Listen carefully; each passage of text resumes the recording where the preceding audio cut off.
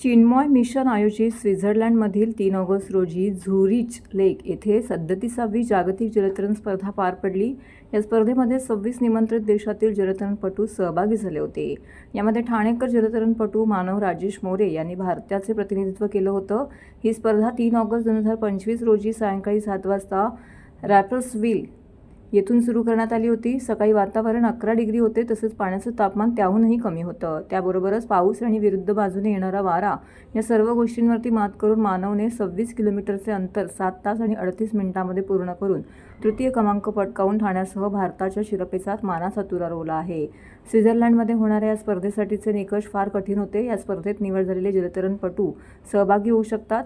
1987ला या स्पर्धेची सुरुवात झाली असून वेटसूट या कॅटेगरीमध्ये भारताला आजपर्यंत कधीच पदक प्राप्त झालं नव्हतं। वेटसूट ह्या गटामध्ये मेडल मिळवणारा मानव हा प्रथमच भारतीय जलतरणपटू ठरला आहे।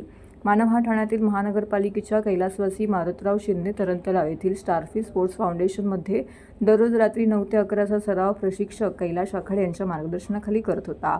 मानवच्या या यशाबद्दल संसदरत्न खासदार नरेश म्हस्के आणि ठाणे जिल्हा हौशी जलतरण संघटनेचे अध्यक्ष आमदार निरंजन डावखरे यांनी मानवचे विशेष अभिनंदन केले। या उपक्रमाबद्दल वेळोवेळी महाराष्ट्र हौशी जलतरण संघटनेचे अध्यक्ष आनंद माने, उपाध्यक्ष राजेश मोरे, सचिव राजेंद्र पालकर, ठाणे जिल्हा हौशी जलतरण संघटनेचे उपाध्यक्ष धनंजय कुलकर्णी, वैभव देशमुख, ठाणे महानगरपालिका अतिरिक्त आयुक्त संदीप माळवी, क्रीडा उपायुक्त मिनल पालांडे, तरण तलाव व्यवस्थापक प्राची डिंगणकर, उपव्यवस्थापक रवी काळे यांची मदत मिळाली। मानव मोरे याच्या माध्यमाने झुरिकमध्ये झालेली जी कॉम्पिटिशन आहे त्या स्विमिंग कॉम्पिटिशनमध्ये आपल्या ठाण्याला, आपल्या देशाला, आपल्या राज्याला, आपल्या ठाण्याला एक बहुमान भेटलेला आहे।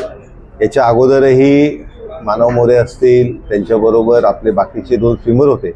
या सगळ्यांनी इंग्लिश चॅनल पाहूनही रेकॉर्ड टाईममध्ये एक मान आपल्या देशाला, आपल्या राज्याला आणि आपल्या जिल्ह्याला, आपल्या शहराला प्राप्त करून दिला। त्यासाठी त्यावेळेस माननीय मुख्यमंत्री फडणवीस साहेब यांच्या हस्ते त्यांच्या तिघांचाही सन्मान आणि सत्कार करण्यात आला।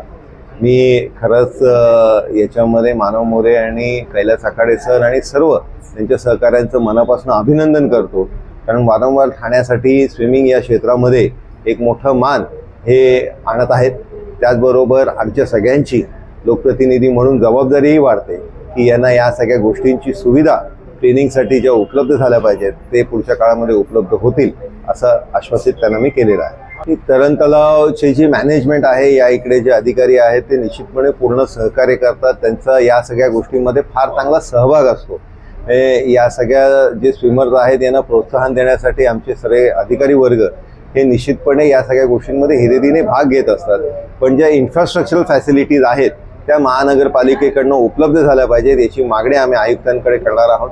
त्याचबरोबर याच्यामध्ये राज्य शासनाकडनं जो कुठला निधी त्यांना लागणार आहे तोही निश्चितपणे उपलब्ध केला जाईल असं आपल्याला आश्वासित करतो। स्विमिंगचा एक ग्रँड स्लॅम सारखा इव्हेंट असतो। चिन्मय मॅरेथॉन 37 वर्ष हा इव्हेंट जुना आहे। 1987 पासून हा इव्हेंट चालू झाला आहे। आपल्या ठाण्यातलाच 2019ला माझा शुभम पवार हा स्विमर तिथे गेला होता, तो 7व्या नंबरला आला होता। तेव्हा थोडक्यात आमचं मेडल हुकलं होतं, पण मानवने ते पूर्ण केलं आणि 3ऱ्या नंबरला मानव बक्षीस पटकावलं। आणि 1987 पासून आत्तापर्यंत वेटसूट कॅटेगरीमध्ये या इव्हेंटला भारताला मेडल नव्हतं। पहिल्यांदा भारताला 37 वर्षानंतर मेडल आलं आणि बरेचसे भारतीय पर्यटकांबरोबर तिथले स्थानिक भारतीय आणि महाराष्ट्र मंडळातली लोक देखील ही स्पर्धा बघायला खास तिथे आले होते आणि त्यांनी या मानवचं फार कौतुक केलं। म्हटलं तर पाणी खूप गार पाणी होतं, थंड पाणी, बर्फाचं पाणी, ते बर्फ मेल्ट व्हायचं ते त्याने तो तलाव बनायचा। त्यात मी काय ते बाकीचे माझे खूप सारे साईडचे स्पर्धक होते, त्याच्यात तुडकडत होते स्टार्टिंगला त्या पाण्याचं, एवढं थंड पाणी होतं ते। आणि चॅलेंजेस ते पाणी स्टील पाणी होतं, वेव्स नाहीत, काहीच नाही, त्यामुळे ते पूलसारखं पाणी असल्यामुळे ते 26 किलोमीटर हे खूप मोठा पल्ला होता। मी 7 तासात पार केला आहे, त्याचा मला खूप अभिमान वाटतो आता। थंड पाण्यामध्ये तर मेन म्हटलं तुम्ही आईसबाथचं करा आणि पाण्यामध्ये असाल तेव्हा एक पॉझिटिव्ह थिंकिंग असतं ते एक करा। ही माझ्यासोबत एक स्पर्धक होता, त्यांनी सांगितलेलं की थंड पाण्यात जेवढा चांगला विचार करशील तेवढी तुझी चांगली स्विमिंग होईल। सरांनी सांगितलं की स्पेन मोरोकोचा एक इव्हेंट करायचा आहे आणि होता खूप चांगला होता की मला रोज प्रॅक्टिस करायला मिळायची। आम्ही रोज 3-3 तास तरी प्रॅक्टिस करायचो, मग आईसबाथमध्ये बसायचो। आणि अनुभवासारखा स्वित्झर्लंड चांगला देश आहे आणि त्यामध्ये स्विमिंग करणं एक माझ्यासाठी खूप भाग्याची गोष्ट झाली.